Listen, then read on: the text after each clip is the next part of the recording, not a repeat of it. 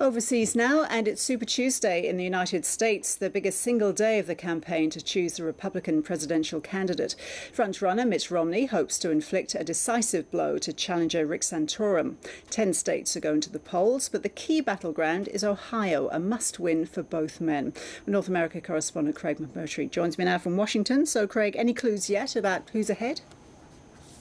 So far, Ros, no real surprises. We do already know some of the outcomes, at least based on US network projections. They still have only accounted a few percent of the votes in these states. 7 states have closed in these primaries. Mitt Romney, the front runner, has won Vermont, Virginia and Massachusetts, according to the US network projections. Newt Gingrich, the former speaker, has claimed Georgia, a home state. It was really a do-or-die contest for him. And Rick Santorum, according to Fox News anyway, has won Oklahoma. Again, not too much of a surprise. He was expected to win Oklahoma. Interestingly, Tennessee and Ohio still too close to call. Mitt Romney campaigned in Ohio today before going to Boston, where he's expected to speak shortly. And he was certainly expressing some quiet confidence. His campaign staff were suggesting that they were going to do well tonight. They know if they can pick up half a dozen, maybe 7 of these states, that will really solidify his claim for the nomination. But anyway, here's Mitt Romney speaking in Ohio to supporters earlier in the day. Your vote, get out there and vote as many times as the election. No, not that way. Get your friends to go with you. Get people to go with you. Mitt Romney there. So, Craig, why is Ohio such an important state?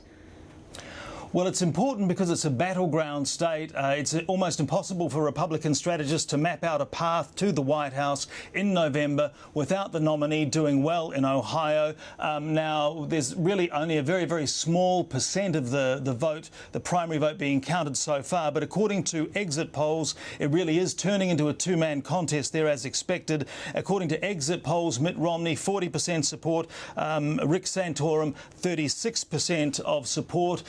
Voters are saying the 2 key things: the economy, that helps Romney, and also that they are looking for the best candidate who can go up against Barack Obama potentially. That helps Romney as well, though Conservatives still very strong for Rick Santorum. In short, the Republicans there are torn over their choice, as you can hear.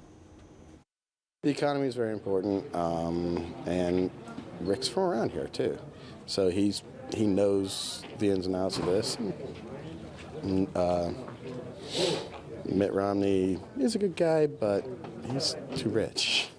Well, how are we supposed to survive when you have everything taken away from us? We got to bring the community back together. They're going back and forth with one another, and Romney, he seems like he's for the big rich people, and the other one, he just seems like he's out of touch with the common people. So, Craig, who would Barack Obama fear most come November? Well, of course, he would say he doesn't really fear any of them, but it's been clear all along that the White House has considered that Mitt Romney was the man most likely to emerge from this bruising process with the Republican Party's nomination.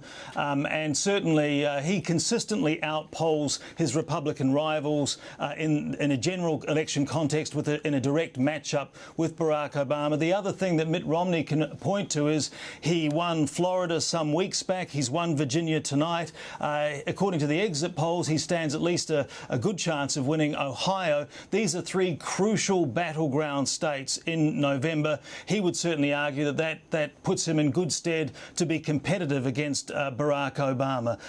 So we've got a ways to go tonight, but it is possible after tonight, if the Romney campaign does as well as they expect, that they could really solidify his front-runner status and make it very, very difficult for any of the other 3 to seriously challenge for the nomination. All right, Craig, thank you.